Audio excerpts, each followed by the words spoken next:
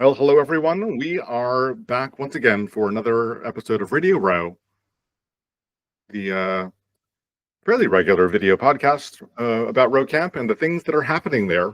Today, I, Matthew Stillman, your pretty regular host, longtime Row person, is here with Bill Chisholm, who's going to be coming up soon on Memorial Day weekend for the Positivity Weekend. So, welcome, Bill. Thank you, Matthew. Total Great pleasure. to be here.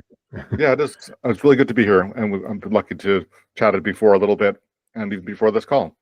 So, Bill, the way I usually like to start these calls is by with this book, Home Ground: Language for an American Landscape, which was edited by Barry Lopez. And there's little definitions here of different geological things in the world here in North America. So, if you'd be so kind as to pick a number between 14 and 398, I'm just going to read you one. And I'm going to read it to you, and you're just going to reflect on what that reminds you of, or if you've ever seen one, or something about it. So we get to hear a little bit about you outside of what we're talking about. Sure, 278, please. 278, great number, great year. Everyone, we were both there, right? So In one form or another. In one form or another. So 278 is pond. And here's what it says. Pond is one of the most flexible words for describing a small body of fresh water. Uplift, landslides, volcanoes, and glaciers can create ponds, as can human beings and animals. Beavers are great ponders, and so are farmers and ranchers who dig them for irrigation and livestock. Glacial kettle hole ponds, such as Thoreau's Walden and Cape Cod's freshwater ponds, are important features of the New England landscape. George Stewart tells us in Names on the Land that native peoples of the Northeast called ponds pogs, and this has resulted in felicitous redundancies, such as Mashapog Pond in Massachusetts. At least since 1641, the English have referred jocularly to the Atlantic Ocean as the Great Pond, and there's no end to the compound forms of the word: sag pond, mill pond, fish pond, duck pond, pond life, pond lily, and pond yard, just to name a few. Regardless of size, location, or purpose, any pond can become the radiant and beguiling point of a landscape, even a muddy or algae-covered farm pond that's nothing more than an isolated earthen water tank. Thoreau thought of Walden and nearby North Ponds as lakes of light in which the beholder measures the depth of his own nature. So that's lovely. And of course, it takes us right into Massachusetts. But I don't know, having heard that, do you have any reflections on that, or where it takes you to before we start to talk about the other stuff? Sure. Which might be related. I think it is. I like it's the description and how so many elements meet there, right? There's the people, there's the animals, there's the life force itself in all sorts of variations. And it's when I was hearing that, it made me think about how there's this natural change that happens in ponds, right? That we know happens, and every spring, as we're in at the moment, we see it. But I think in ponds, it's always going on more actively. And I can't help but think of Rowe itself as we're about to jump into this conversation, that of course there's so many different so many different people coming from so many different places that get there and do work, that get there and do change, that get there and do community, and really love each other and love life and have transformation there. Rowe is like its own pond of sorts, and it almost upwells from the ground, because there isn't necessarily, it seems like there's an inflow from rain or from rivers, but really it somehow like comes up from someplace lower. Yes. And it's got this incredible history, right? That it's been there a very long time, and it's still going. It's their 100th year, right? It is the 100th year. Do you have any particular pond memories, just at all, like, or time, or a particular pond that meant something to you once or still? Still does. I grew up, they called it a lake, but it was really a pond right at the end of my childhood street. It was one house away from mine. And my earliest memories are being there, going fishing there with my father. My very first time I ever fished. We would play hockey on that pond. It was half of it abutted streets, but the other half was all surrounded by wildlife. And I spent much of my childhood in the woods surrounding that lake, and I would love it. I just never got bored of it. Sometimes I'd go with friends, and sometimes I just go on my own. Yeah. And I fell in with full hockey gear several times. That was not fun. But it wasn't. But hearing you laugh about the whole thing, hearing you speak about this as a life-affirming place, that seems to me relevant because we're talking about the Positive Impact Weekend, which is the occasion for our gathering together and the occasion for you gathering so many folks together in Rowe on Memorial Day weekend, the 23rd to the 26th of May of 2025. This is seemingly a weekend about life affirmingness, but also in the presence of other things that aren't that. So, absolutely. I mean, if you'd be so kind as to tell us a little bit about what made it seem like now was a good time to bring this in. Not that there's ever a bad time, but big round numbers are nice. But yeah. Yeah. So I started thinking, so I was asked to become more involved in facilitating some of the retreats that have been going on at Rowe for a while, the Labor Day weekend one and then the spring thaw one. And I think it was somewhere in between the first Labor Day I did and the thaw that I started thinking about this community. So I had gone on retreats with other men back early in the AIDS epidemic. And, you know, it was such a difficult time because many of us were in a place of not knowing what was happening in our lives, in our community. And the prognosis back then, unlike, you know, obviously we've all just come on the other side of COVID, right? And that's been a life-changing event for many folks. It's been changing things politically, how many things are viewed. And sometimes when you're in the midst of things, you don't really have the full lens to see it, right? With our eyes wide open and know all its impact. And I think, you know, a friend recently said this to me, that with COVID, I forget the percentage, but it was X percentage of chance someone could die. By comparison to the original diagnosis with AIDS, it was 100%, right? It was like everyone who heard that thought they were being handed a death sentence. A death sentence, yeah. So what happened was some of us passed, some of us never got infected, some of us were infected and survived. And I think once we reached the survival place, there was this incredible joy, like life is actually gonna maybe happen, and then actually as things progressed, it became a manageable chronic disease. And so there was a lot, I feel there was a lot of trauma for folks, right? There was the loss, there was the fear, there was sort of, you come out as a gay man and then you go back into a closet on so many levels, especially you're afraid to sort of be completely out in the community, and then you're also afraid to be sexually out because that sexuality meant disease. So many of us had all these ways in which we closed down, and then suddenly we were in the clear. But I think when you're in the clear on the other side of something, all you want to do is breathe for a while and you want to feel joy. When I thought about this retreat, I felt there was a lot of different things that most of us pushed aside in order to feel that joy for a change. I mean, I know personally I did. I was like, okay, there's life here. There's I can go on and have a career. I can go on and have Yeah. a community. I can go on and explore my sexuality again. All Which these is an different- incredible privilege for you because it's manageable and chronic for so many, but not for everyone. So that is a blessing on a blessing. Yes, yes. And so so all that aside, I have a whole host of friends who have been positive all these years, who some were never able to go back to work.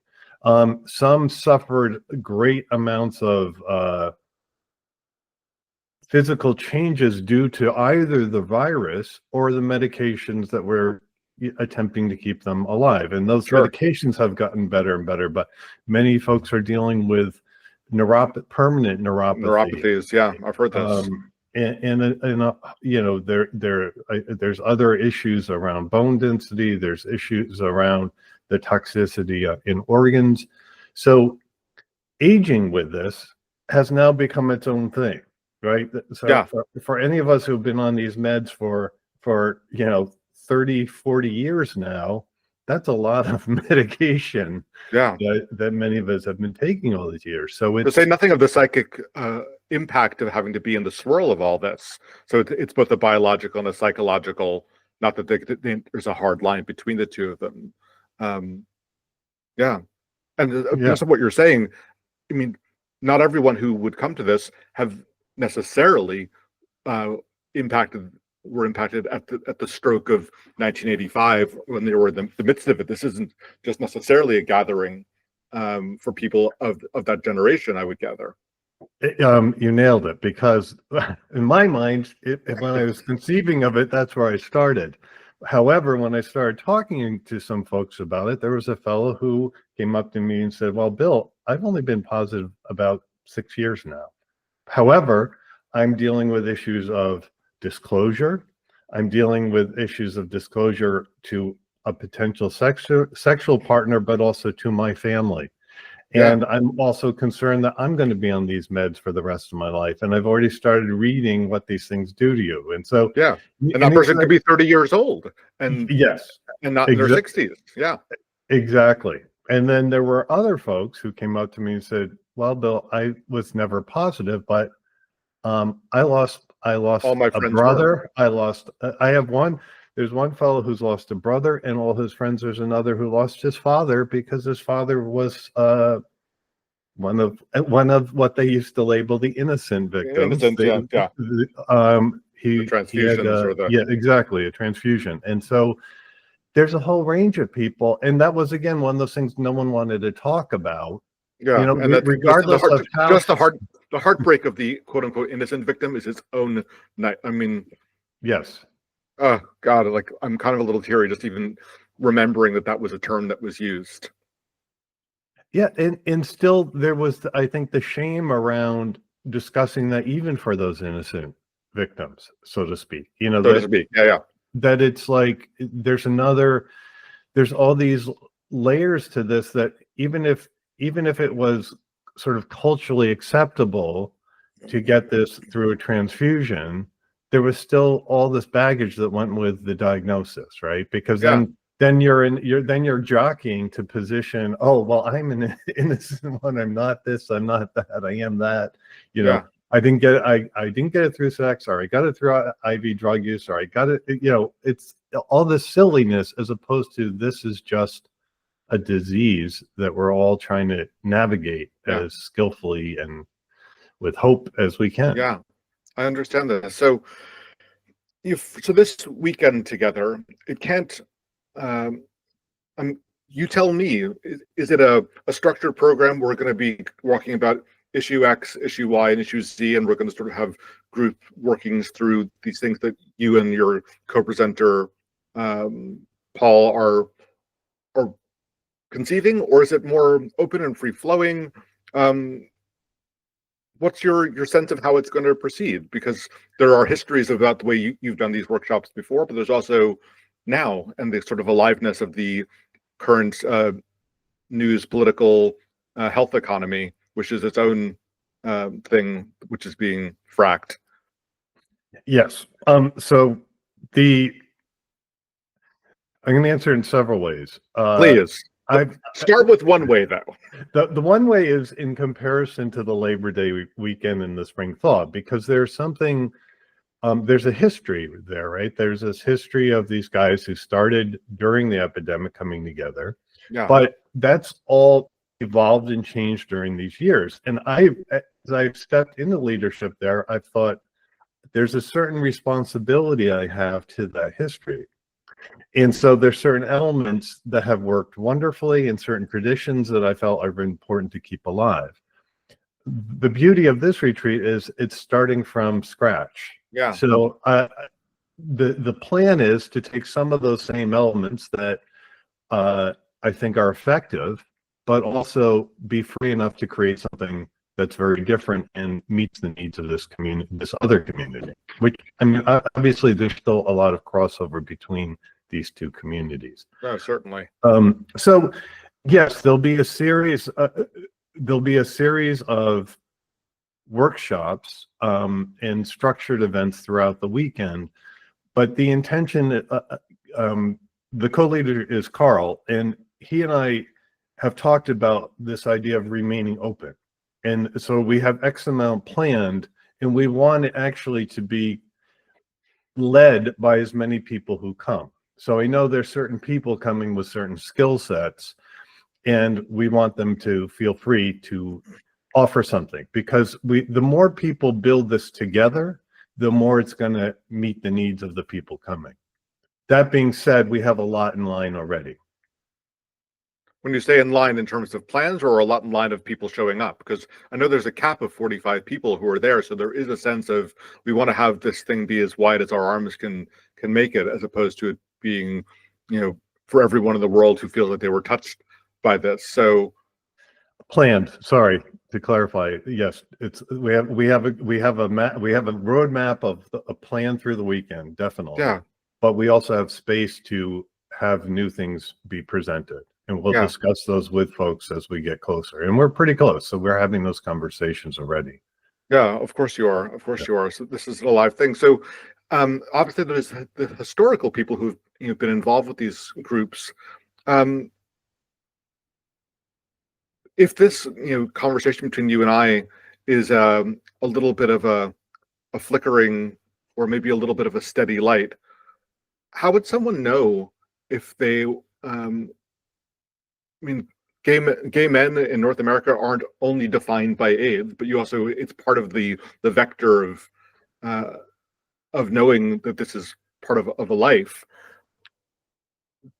What would make someone think this is the kind of thing I should sort of point my nose towards and walk towards the Berkshire Mountains at the end of the month, to think this is for me now? I think there's a number of things. One is, do I feel a desire to have that community, the community of folks who went through this, and have, it can be from the range of unresolved or not even unresolved, because I'm not sure we resolve things, but we have, do I feel the desire to have a touchstone in a community that went through this? And that can be quite a range, because I do know of some men who sexually went into the closet for years. Many of us, when this was happening, a lot of us were in our, late teens, early 20s. And that's when you start it was a very different culture to come out then. And so people who are finally getting the courage to come out then hear that this thing can kill them. So they obviously, for many of us, got afraid, and some of us went literally back into a closet sexually. And so I think there can be guilt around that, right? I sort of said no to this community I was just stepping into, because I was afraid for my life. And we have parallels. There's this bizarre parallel happening now where in our world, people are afraid to speak their truths in this country about certain things because they're afraid of ramifications. And there's a way, and we're afraid to be completely ourselves because we're afraid of ramifications. On the other hand, there are people who jumped right in and said, no, I'm not going to stop being who I am. They never got, they never tested positive. They may have been exposed, but for some miracle, they never contracted the virus. And they lost circles of friends and just immense grief. And as you said, the folks who are newly diagnosed, so there's I was surprised at how deeply some of the folks who are newly diagnosed felt the need for this. Yes. Oh, I really was, because I was like, oh, it's not a death sentence. But one of them described, so I'll just sort of define this. The big change happened for most of us when what they call the cocktails came in, when there was multiple meds that you could take 2 or 3 of them and you were good. It would somehow suppress the virus and you were able to keep it under control. Yeah. So in my mind, post-cocktail folks were not going to be interested in this retreat, but it's absolutely not the case. I've heard from quite a number of them that they still are struggling with so many of these same things. So I would say anyone that falls into any of those categories, and it's quite a range. Yeah, I would thank you for clarifying that, because it can sometimes feel like, well, I'm not from that generation, as opposed to, hey, I was just by myself and I haven't had a lot of people to talk to about this, because it's still a weird thing to talk about unless you're sort of in that space, I would guess. Yes. And I think there's this notion that we resolve this stuff, right? That I've been living my life as such and such.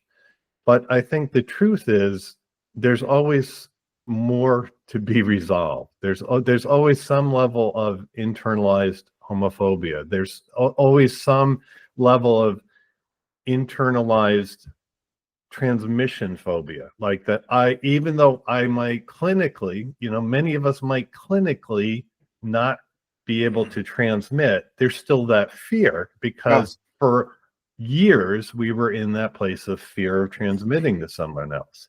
Yeah. And those people who are on PrEP, the flip side of those people who are in PrEP and are with someone who has so this is one of the topics that are on the retreat list, is what's called seroconversion. So you could have a couple, one who's positive, one who's negative, and what's it like for them to be in relationship around this issue, right? There's everything might be, quote, safe, but you can still have those fears inside of you. Of course. Of course. Yeah, so not we tend to approach this, and I've done this, of what's the rational place where we should be at this point with all this, but there's a lot of irrational we sit with, and that's normal. When we just got to name it normal and allow space for it. Yeah, and of course, leaving aside, sometimes there's place for things that are irrational too, as opposed to the rational being the only place, the only color that we paint from. Exactly. Yeah. Hey, Bill, I want you to ask me this question. Hey, Matt, tell me about how cheese gets made, because I think this relates. Matt, I would really appreciate it if you could tell me something about how cheese is made. Bill, I'm so glad you asked. So I think you'll find this interesting, but I didn't think of it till just now. So any people historically who have been around cattle animals have thought, you know what? We're going to make something that looks sort of like cheese, whether that's hard, whether that's soft, whether that's yogurt, whether that's cheddar. They figured out that fresh raw milk doesn't last for long, and they got to do something to it. And so what they almost universally have figured out is that you add the scrapings of the inside of a young calf's belly or something like that, and it sours it and it solidifies it, and they strain it. And they're introducing that bacteria digest that which is least digestible to the human being. It starts to eat up the lactose, which allows it to become solid, and then you can strain out the whey and make it hard or do whatever. But it's that action of the billions of little creatures of their culture, and we call it a culture, that Interesting, actually huh? Yeah, great. we culture it, and it starts to digest that which is least digestible, so we can turn it into food, and so we can turn it into something that has, one of my favorite quotes about food is, cheese is milk's leap towards immortality. And so you actually have a noble transmission of people say, like, this is the way that we love life, is by giving you our well-rotted, well-eaten, well-cultured cheese, which is really just to say, this is the way we work with taking that which is least digestible and serve it to you on a platter and feast with you. And it sounds to me like a little bit what you're proposing is culture work as well. It's To really take, beautiful, really beautiful. right? Yes. But I mean, I wouldn't have thought of it unless you were mentioning about some of the spheres around this, because some of these things are really indigestible, but they might have a chance of being nibbled at the corners by the work of grieving and laughing and joking and being able to nod to people across the room to say, I didn't have an experience just like that, but it's close enough that I can say, like, I know what you're talking about, and you're not crazy, and you're not irrational, and you're not rational either, but I'm with you. And you mentioned a very important word, and that is humor, because the amount of humor that I saw from this community in the midst of very difficult times was extraordinary, and they have a wonderful wit. And we were surrounded with irony. I mean, I remember going to one funeral, and we there was a whole group of us that had been in a support group at that time who went to this funeral of a friend, and it was labeled, his death was labeled by cancer, so it was all, quote, closeted, but it was so obvious that it was not the case by who was there in the room. The priest who was giving the service was his lover, and that was all on the down low, and just like we like the levels of irony, and we just, all of us were sitting like, how do you navigate this space and be present and at the same time be truthful? Like, there are all these layers to this, and humor was one of those ones where we were just sitting around laughing at the irony of trying to call it anything else but it was. Yeah, well, I'm so glad you mentioned that too. And of course, maybe some people are down for a dour affair. I certainly am. I mean, heartbreak, sure, it's a sign of loving life. But as Khalil Gibran very famously wrote, "Your joy is your sorrow unmasked," and that self-same well from which your laughter rises was oftentimes full with your tears. And how else can it be? The deeper the sorrow carves into your being, the more joy you can contain. It's not the cup that holds your wine, the very cup that was burned in the potter's oven, and is not the lute that soothes your spirit, the very wood that was hollowed out with knives. It's beautiful. It's beautiful. Oh, yeah. So I'm so glad that there is a place for that at the table of your culture work and your community work, together with those who are old timers, young timers, people who were never touched, but touched by the presence of its absence and the absences of all the people who didn't make it. What a thing. What a thing. What a labor of loving life and loving the men around you. Yeah. It's I'm really looking forward to this. Yeah. Because it on one level it's heavy, and on the other level it's so life-giving and so freeing and so embracing life. It really feels like a way to embrace our history and embrace what it is now. It's interesting. I love going back to your metaphor with the cheese. I'm so glad you asked about that. Me too. There's so much in, like, I'll just say that when I first started thinking about this, it was well over a year ago, and let's just say since the political climate has changed, I felt the needs have changed for this community and have expanded. And there are many within our community who are living in fear again. Yeah. It's a different type of fear, but it's a return to some level of living in fear. And so it feels great. It feels more important. Not that this would ever not feel important, but it feels even more important to be doing this now and to be offering this now. Yeah. And I got to say, hats off to Rowe for being open to this, for it's just incredible range of the communities that they serve. It feels so special to have a place where we can be doing this and be so welcomed and so supported. Yeah. Well, Rowe is lucky to have folks like you who are at the front lines, at the coalface of the heartbreak and the joy making and the culture making, and so we're glad to respond in kind.